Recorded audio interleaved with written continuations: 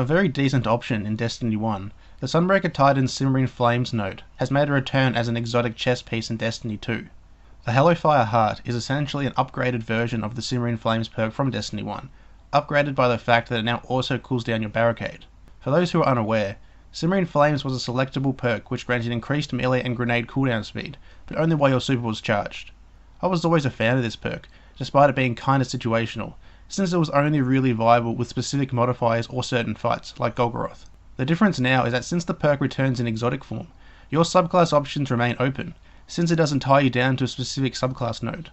Having this flexibility is ideal, considering the Hallowfire requires you to hang on to your super, so building the strongest neutral game is going to be for the best. Alright, even though I've already described the Destiny 1 Simmering Flames perk, I'll just briefly cover the exotic perk on the Hallowfire.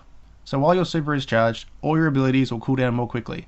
To get the full benefit from this exotic, you need to pocket your super and primarily work with your melee, grenade and barricade charge. Looking at the skill tree, we'd want to focus less on super upgrading abilities, so I'll be more inclined to go with the code of the siegebreaker.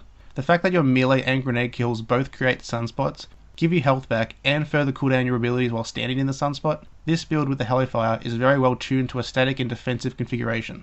My clanmate Legend referred to code of the siegebreaker as a Titan turret, meaning you can pump out damage, but must remain stationary.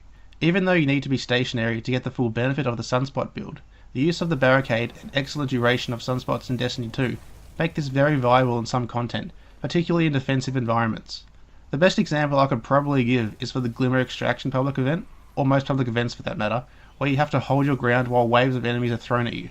Having a protective sunspot aura around you, a barricade, health regen and enhanced cooldowns make for a powerful setup, always leaving open the possibility to use your hammers if you need, since standing in the sunspot will greatly increase the number of hammers you can throw.